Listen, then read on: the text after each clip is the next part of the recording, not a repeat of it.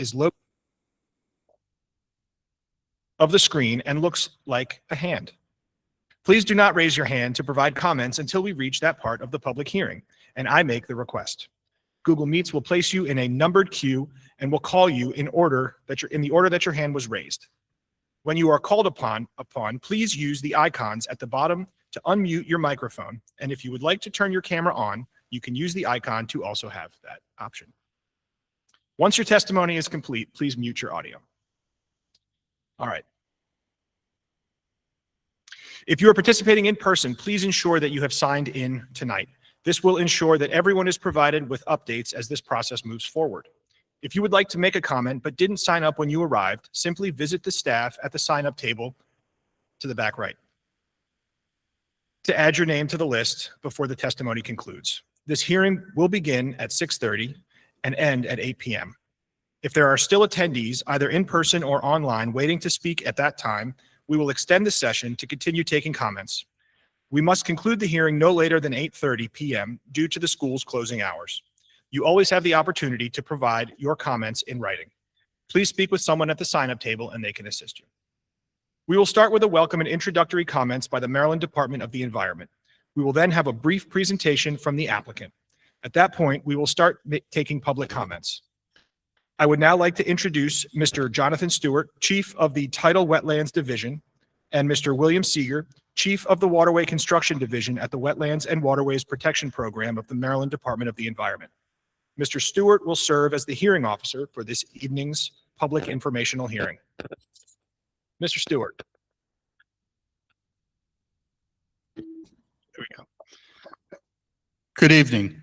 My name is Jonathan Stewart, and I am the Chief of the Tidal Wetlands Division within the Water and Science Administration of the Maryland Department of the Environment. I will be the hearing officer for tonight's public informational hearing.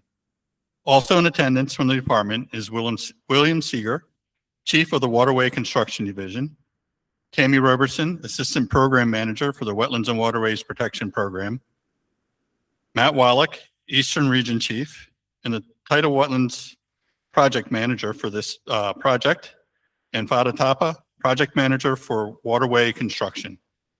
At this time, I would like to acknowledge any elected officials or their representatives who may be present here this evening.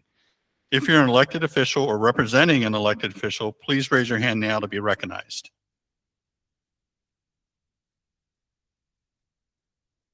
All right, thank you. Thank you for attending this hearing in person, in or online. We will be hearing your testimony shortly if you've signed up to speak. Attendance sheets. Please ensure your attendance is officially recorded before the hearing concludes this evening. In-person attendees must sign the physical attendance sheets, and virtual attendees must email Matt Wallach as Gabriel instructed previously. So the attendance sheets were the sheets on the table as you came in, so make sure to be an interested person you signed up on those. Your registration allows us to identify tonight's speaker and ensures you receive the final decision documents, including the Tidal Division's report and recommendation and the Waterway Construction Division's record of decision. The attendance record will also be forwarded to the Board of Public Works for its use in review process related to the Tidal Wetlands application. Statements from the public will be heard at the conclusion of the applicant's presentation. Virtual participants wishing to speak should use the raise hand feature at that time. Lastly, please place all communication devices on silent mode for the duration of this hearing. All right, we are conducting a public informational hearing pursuant to subsection 5-204 of the Environmental Article, Code of Maryland Regulations, 26.24.01.05 and 26.17.04.13. The purpose of this public informational hearing is for the applicant to present the proposed project regarding tidal wetlands and non-tidal floodplain impacts. In addition, the hearing provides the department with an opportunity to solicit additional information from interested persons. This hearing is not a contested case hearing under Maryland's Administrative Procedure Act or a public hearing for water quality certification pursuant to COMAR 26-08. While we are here to share information, we will establish a structure for the hearing regarding the order and length of presentations and statements. Please be advised that it is not necessary to read a statement to make it part of the official record. Written statements will also be accepted and will receive the same consideration as any oral statement tonight. In fact, for accuracy, if you have written statements to read into the record, please provide a copy of those statements before you leave or email Matt that statement. This hearing is being recorded via Google Meets. The statutory authority for issuance of a tidal wetlands license is Title 16 of the Environment Article, Annotated Code of Maryland, as implemented under COMAR Section 23.02.04 and Subtitle 26.24. A state tidal wetlands license is issued by the Board of Public Works, consisting of the governor, state treasurer, and comptroller of the state of Maryland, based upon a report and recommendation submitted to the board by the department. In accordance with the Maryland Constitution, the board is the sole body with authority over state property, including state tidal wetlands.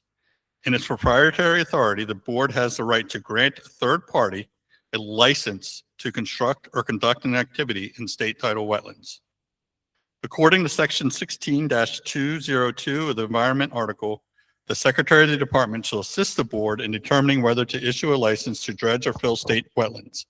The Secretary shall submit a report indicating whether the license should be granted, including any recommended terms, conditions, and consideration after consultation with applicable federal, state, and local entities. Issuance of sufficient public notice and conducting any requested hearing, consideration of any public comments received, and consideration of any other information the Secretary thinks is advisable. In making its decision, the board is guided by the public policy of the state, considering applicable ecologic, economic, developmental, recreational, and aesthetic values to preserve tidal wetlands and prevent their destruction. And now I will ask William Seeger to review the statutory authority for issuance of a non-tidal waterway construction permit. Thank you, John. Good evening, everyone. My name is William Seeger, and I'm Chief of the Waterway Construction Division at the Maryland Department of Environment. It is the responsibility of my office to evaluate applications that propose impacts to non-tidal waterways and floodplains. The department's authority is found in subtitles 5 and 9 of the Environment Article, and each application received through our regulatory process has specific and unique issues and impacts that must be considered in relation to weighing the potential benefits and detriments of any project. The department is neither a proponent nor opponent of any project. As John mentioned, the department is conducting this evening's public informational hearing pursuant to subsection 5-204 of the Environment Article and Code of Maryland Regulations 26.17.04.13. And the purpose of the informational hearing is for the applicant to present an analysis of impacts that may be associated with the activity.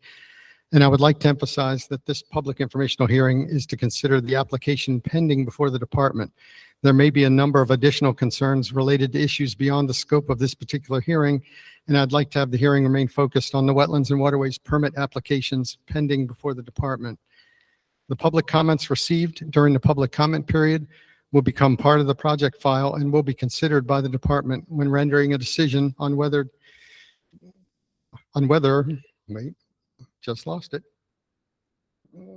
Rendering a decision on the pending application. The department's decision will be the final agency determination. There will be no further opportunity for administrative review, and any person withstanding who is either the applicant or who participated in the public participation process through the submission of written or oral comments may petition for judicial review in circuit court. And that petition for judicial review must be filed within 30 days of the publication of our permit decision. Thanks, John. Thank you, Bill. All right. Next, I'll briefly read the regulations that govern these hearings, so we all know exactly how tonight will proceed. They stem from COMAR, Maryland Regulations 26.24.01.05 E through G. An applicant and any interested person shall be given an opportunity at the informational hearing to present facts and make statements supporting or opposing the license. Questions may be asked of and directed to the hearing officer, but cross-examination may not be conducted. The hearing is not a contested case hearing under Maryland's Administrative Procedure Act. The order of the presentation is determined by the hearing officer and may be conducted as follows.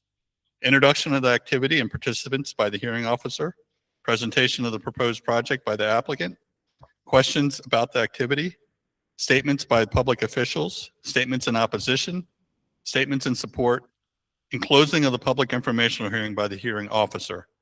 The hearing officer has the authority and duty under COMAR to conduct a full and fair public informational hearing, act to avoid unnecessary delay and maintain order, regulate the course of the hearing and the conduct of the participants, extend the time period for providing supplemental written comments or information for inclusion in the hearing record, and rule upon a request for a continuance of the hearing. At the close of the public comment period, the hearing officer shall prepare an official record of the public informational hearing, including comments.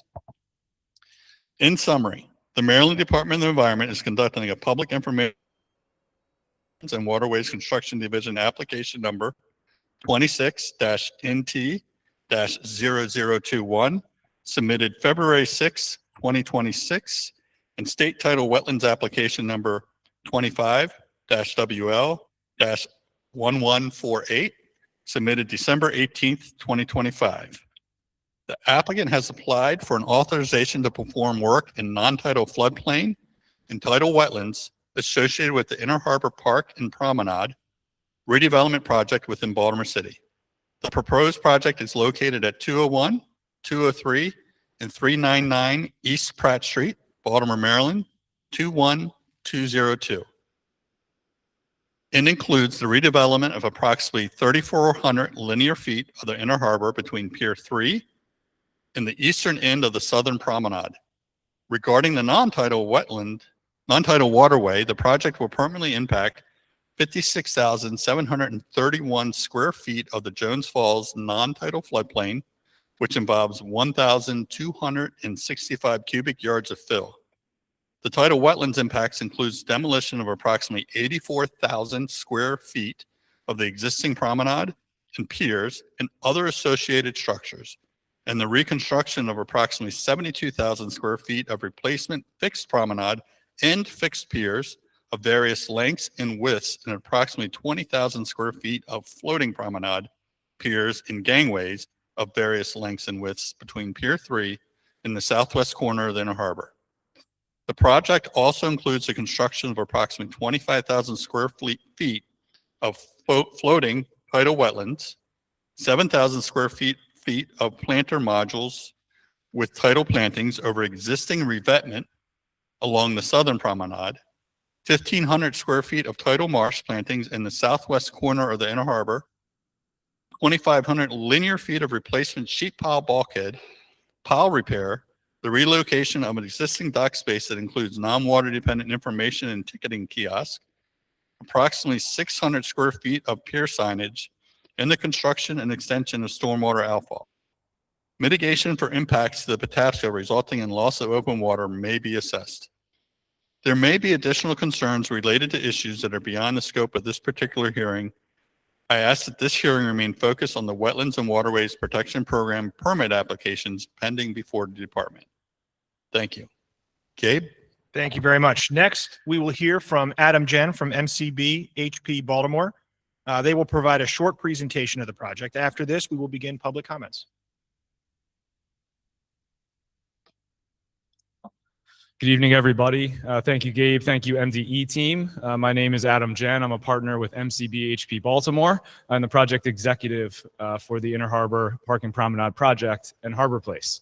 Before we go into the project, I want to briefly talk a little bit about MCB Real Estate. While we are a hometown real estate development company, we do have a nationwide presence with over $4 billion of assets under management and over 15 million square feet of real estate owned. But we are founded by Baltimore natives, Dave Bramble and Peter Pinkard. And as I mentioned, while we started here in Baltimore with our first acquisition along Charles Street, we're now in over 32 states across the United States. In the state of Maryland specifically, we have over $5 billion in the pipeline, of course, including this project.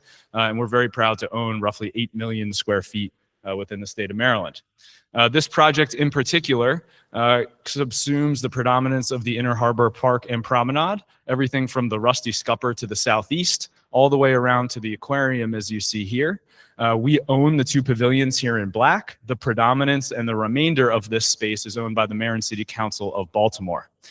We started this project a number of years ago, not in a way that a normal project would commence by releasing drawings and suggesting what parking and traffic should be, but rather we approached the city in a way that hadn't really happened before. We interacted with over 30,000 Baltimoreans, representing over half of the city's neighborhoods, taking in thousands of comments and publishing them publicly in community engagement reports. All of this led to a successful ballot referendum where we had solicited all of the advice across multiple avenues, whether that was large meetings, small meetings, youth engagement, senior engagement. We even had signs on the sides of city buses asking people to share their ideas with us. And what we ultimately coalesced upon were 7 pillars that undergird this development. I'm not going to go through all of them here, but the one we're here to talk about tonight is designing for resilience. The Inner Harbor floods. In fact, the Promenade flooded earlier today. And so in order for us to deal with this, in order for us to deal with sea level rise and resiliency, we need to think about what the next 50 to 100 years of this project is going to look like. So we laid out a series of goals for this project. The goals are for us to have public space that's usable by the predominance of the public as often as possible, to create shade and places for people to sit and enjoy the waterfront, to create enhanced ecological assets, but also to maintain access to the water. So as we raise the promenade to deal with sea level rise, we also need to get down to the water for transient boating and for continued access. And so all of these ideas ultimately culminated in a ballot referendum needed to amend the city charter at the end of 2024. And we're very proud to have received over 60% of the vote of Baltimore City, which is a full 6% more than the original Harbor Place got in 1978. We were proud to have the endorsement of our mayor and of our governor, great leaders for our city and our state. And since that time, not only have we received an endorsement from the Maryland League of Conservation Voters for our commitment to the environment and resiliency, but we've submitted our site plan for approval. After receiving site plan approval, we've now filed our city building permit, both for our developer agreement, and we'll be shortly filing the predominance of the site. So this is a long timeline of how we got to this moment. There have been a number of things that have happened to get us to this point, but ultimately this public hearing is meant to adjudicate the plans that we have for how we raise all of our public space out of the floodplain, how we make sure we can continue to have access to the waterfront for years to come, and ultimately how we can ensure that Maryland and Baltimore's treasure of the Inner Harbor is protected. So speaking quickly to our planning methodology, we wanted to break up the existing pavilions that functionally serve as barriers to the water. The roads do so as well. So what we did is we took the 2 pavilions and we tied all of the city streets to the waterfront itself. In so doing, we created parcels, but all of this is meant to really augment the public space. So most importantly, this plan adds over 4 acres of new park and public space to the Inner Harbor Park itself. And you can see here in plan, the red dotted outlines are the existing pavilions today. But underneath, you can see we have all of these new access points that don't exist today. And all of that is public space for use of the general public.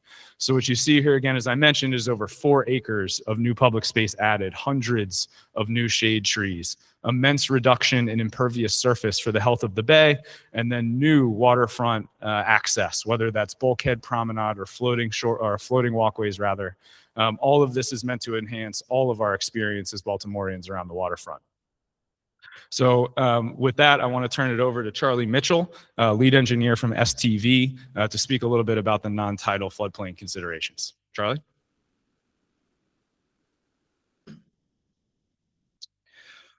Portions of the project along Pratt Street are in the non-tidal floodplain of the Jones Falls, and the project will include filling and earth disturbance to elevate the future program out of the floodplain to achieve the resiliency goals of the project.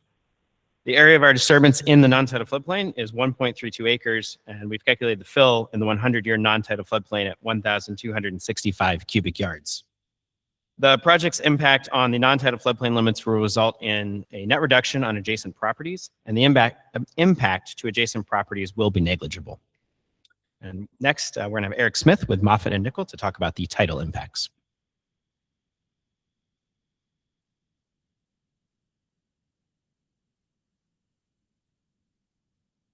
Thanks, Charlie.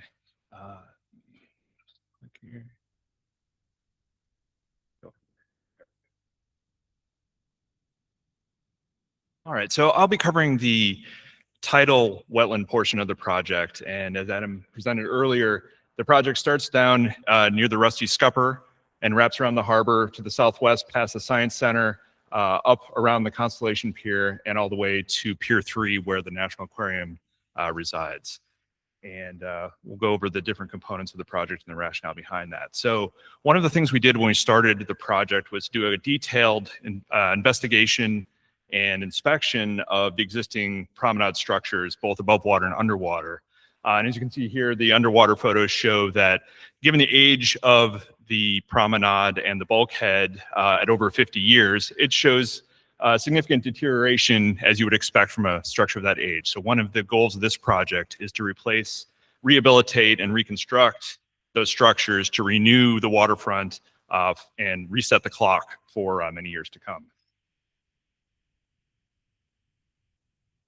As Adam spoke to, one of the primary goals is to provide resiliency along the waterfront as well. And we experience nuisance and everyday flooding along the promenade. You can see here some photos showing the crescent of the promenade being flooded under high tide, indicating, you know, a typical 3-foot elevation. And as we look to more extreme events, the 7-foot elevation completely encompasses the promenade and up onto near the pavilions.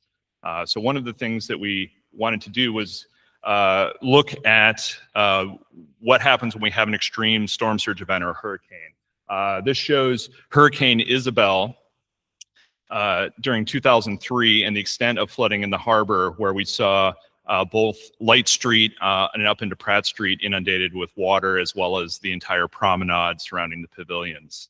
And as you can see from the FEMA flood insurance map on the right, that storm basically encompasses what is considered the regulatory flood zone currently. So to assess the project's impact and the effectiveness of the resiliency, we did a coastal flood model, essentially replicating both the 100 and 500 year storm events and mapping out where they're flooded today and where they would be inundated during the project. So the left pane here in green shows the 500-year flooding level, which is very close to what was experienced during Isabel. And you can see that much of Light Street, the pavilions, the promenade, and wrapping around to Pier 3 are all inundated. Now, when the project is built, the levels are raised and the site is made more resilient. What we find is that entire area now is no longer within that 500-year floodplain and provides a lot of protection both for the promenade and for the development, as well as into Light Street itself, while not impacting other areas of the city that are currently flooded. Those remain the same. So next, I just want to go through a general overview of the tidal portions of the project. So the left pane here shows the existing harbor with the marinas and piers, and the right is from the master plan. And we'll go into more detail of each of the components of that, wrapping from the Rusty Scupper around the west shore and up onto near Pier 3. So starting with looking at a rendering of the project, looking down at all the components, you can see the south shoreline. We are adding a lot of community access features along the waterfront to provide better community access and connection to the water. Along Rash Field, we are proposing to install new landscaping and planting upgrades to improve the shoreline and basically soften what is right now just a revetment slope along that shoreline. Near the Science Center, that hardened shoreline will be drawn back and replaced with tidal habitat and plantings, a tidal marsh with an overlook feature that would allow programming from the Science Center to observe the natural habitats of the bay and provide an overlook of those tidal marshes. And then we wrap around the corner to the Lee Street Pier, which will provide a gangway access down onto the new floating docks along the western shore. So the idea here is we're raising the promenade higher and further out of the water, but we wanted to still maintain that community access to the waterfront. So how we've done that is to replace the promenade, have an upper promenade, and then a floating lower portion of the promenade that's accessed by a series of gangways that allow the public access down to near the water's edge, while maintaining the ability to access the waterfront by small craft as well as large vessels during events such as Fleet Week and Sail Baltimore, where we have Navy vessels and tall ships calling. Along with that, there will be a series of floating wetlands around those floating docks, providing additional habitat and greenery for the public to observe. And then coming up off of the floating dock, we get to the Conway Street Pier, which extends out from the promenade out over the harbor, and it provides a space for community gathering, as well as hosting events like the tall ship calls and Navy vessels that can moor alongside. That will also have planting boxes with trees and plantings along the waterfront to provide shade and in more softer feel along that pier. And finally, we get to the day docks. This is another series of floating docks along the waterfront that will allow access for small marine craft to pull up along shore and access the amenities onshore.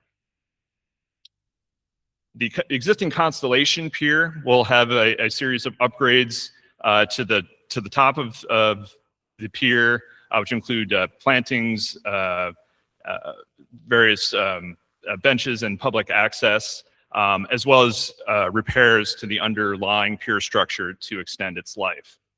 Shown here are also relocation of the existing paddle boat docks to along the east side of the pier, and then the Constellation on the west side, as well as a planned future water taxi stop at the end of the pier. Finally, we get around to the World Trade Center, and here we have proposed a series of what we're calling the historic ship walk, which provides a continuation of the promenade around what is currently blocked by the World Trade Center to provide access from the Constellation Pier over to Pier 3, and also showing the enhancements of the continuing floating wetlands that will be distributed throughout the project. With that, I'll turn it back over to Adam for closing remarks, or Gabe, I'm sorry, for closing remarks.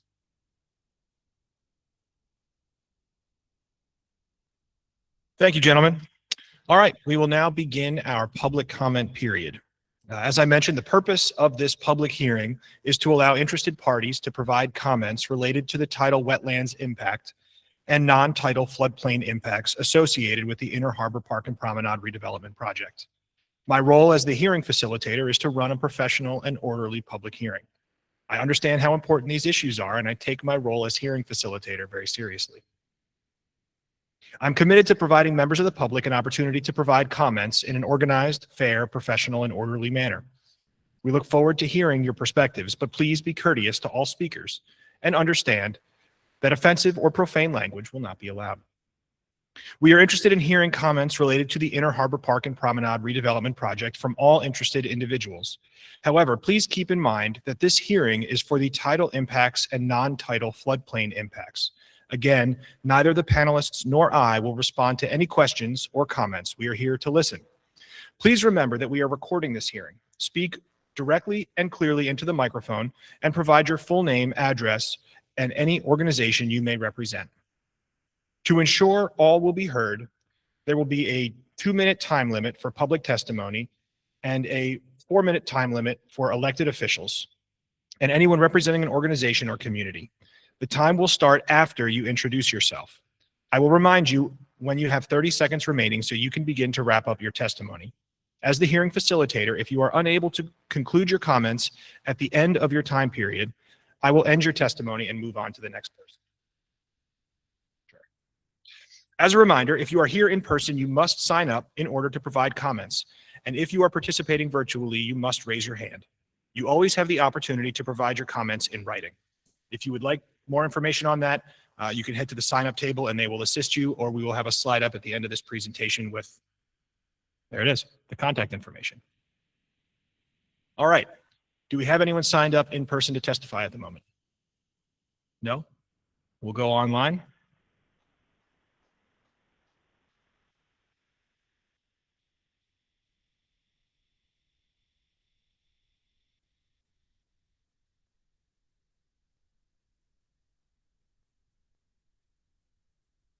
All right.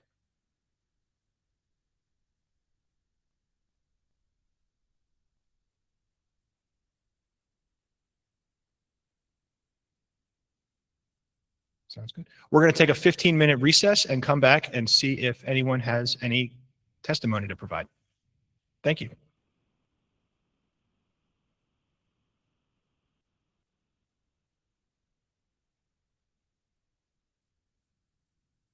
We're going to come back at 7:20.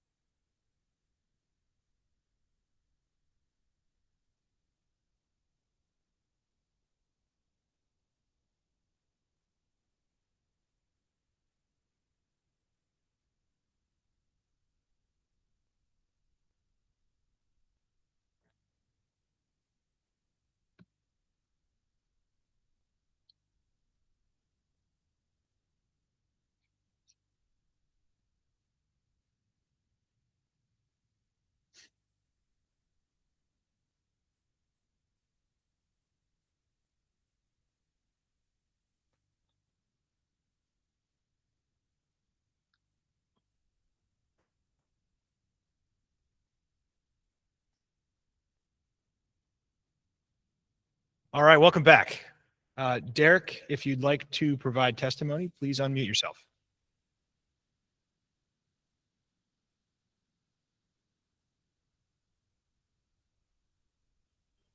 Derek.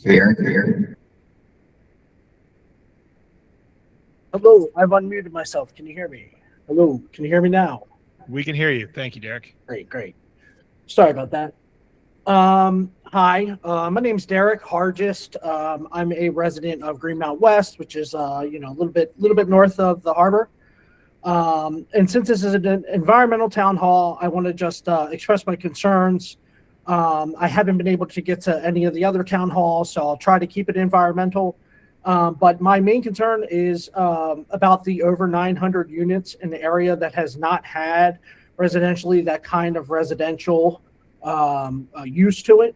And I kind of find it concerning that MCB kind of always glazes over the impact of those buildings. We kind of hear a lot about everything else and not a lot about those buildings. They're not a lot in the slide shown, and not a lot in a lot of the images. There's also no real plan for these units and their parking, and I feel it would inevitably cause more construction. Furthermore, this is an area that has been fully public, and I understand that there will be public space additional, but I'm concerned about how future residents will kind of feel about being in such a public area in their private home and how they will kind of respond to that. I think the project would be improved by actually removing these private residences. I'm also concerned about the ability to fill the vacancies, like with our current vacancies in locations like Harbor Point. I understand that this is only environmental, but I'm also concerned about this only being marketed to kind of wealthy out-of-towners, as MCB's buildings are kind of ridiculously priced. There's one near the apartment that I'm in, and it is $3,700 a month for a townhome, and that's kind of ridiculous. And I think that kind of Eric, I'm sorry to interrupt. Can you please focus your comments to the tidal wetlands and not tidal floodplain? I'm getting there. I'm getting there. The prospective residents will not have the connection that current residents do to that area, and it will kind of care less about the environmental impact. 900 new units, it means a ton more cars, at least 900 cars, because everybody's got to have a car. More pollution and traffic. And I said before, future construction, I think, will obviously have to be had. There's been nothing said about how they're going to handle parking. And it's kind of been said that they're just everybody's going to take public transport. I don't think that's going to happen. And I just think that this project will be perfect without the gold-plated buildings for the wealthy, blocking the sun, and making a public area, which is one completely free use, into an area that is now going to be private. Appreciate your time. Thank you, Derek.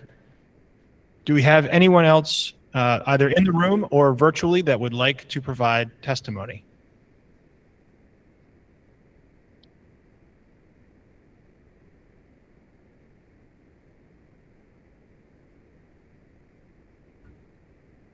Julius, please feel free to unmute yourself and provide your testimony. Yes, good evening, everyone. My name is Julius Bird. I'm a resident of Upper Park Heights in Baltimore. I'm also affiliated with EXP Commercial Real Estate. I have two-part question. The first one is realizing that we're still at the proposed phase of this development, and this is just an idea.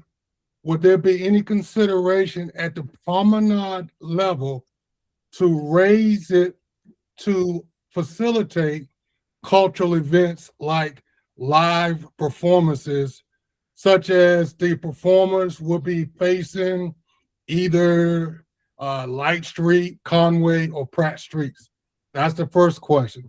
The second question is realizing this is still wetlands impact. I don't think you all, or maybe I may have missed the residential or commercial footprint aspect of it. I think that at least the footprint or the designs can be discussed at this phase. So I'm not sure if that's part of this discussion or will that be a part of a future public hearing?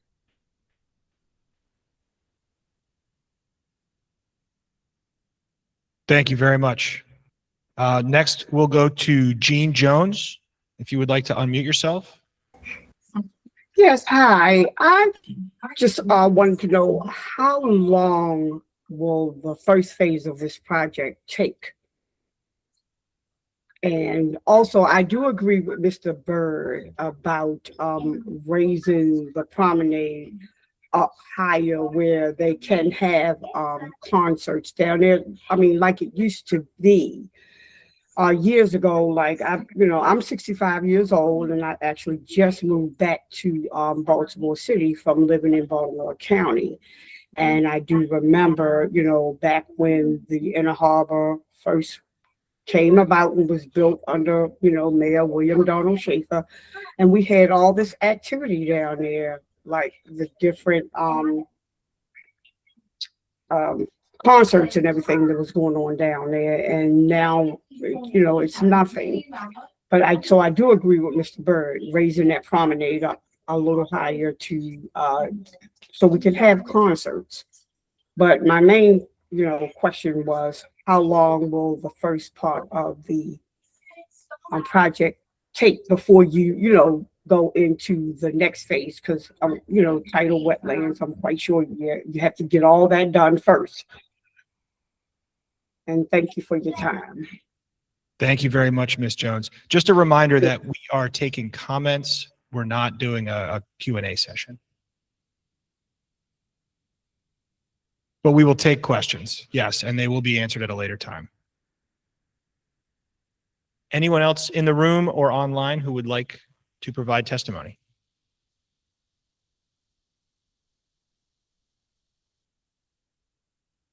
With that, we will take another 15-minute recess and reconvene shortly.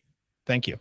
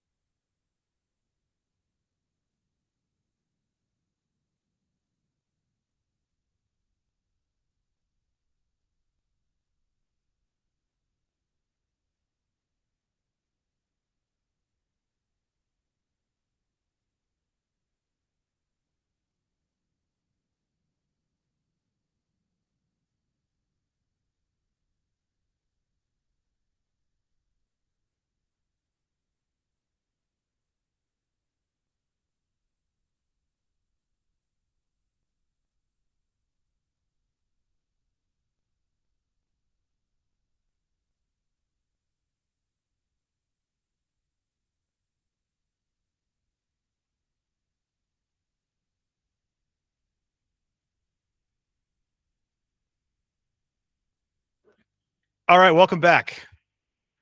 Do we have any commentary in the room? Any testimony online? All right, we will, if anyone changes their mind in the room or virtually, come up to the mic or raise your hand. But until we hear from someone, we're going to take another pause until 7:55 when we'll begin the closing remarks.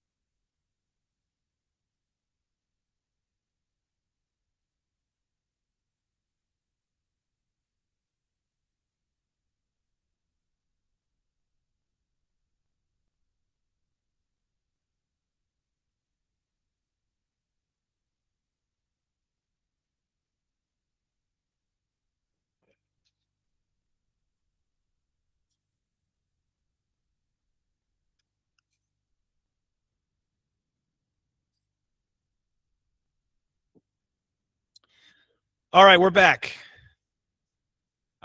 No additional hands were raised and no other people came to the microphone. So with that, thank you all for attending. I'm going to kick it over to Mr. Jonathan Stewart to close the meeting, but thank you all very much.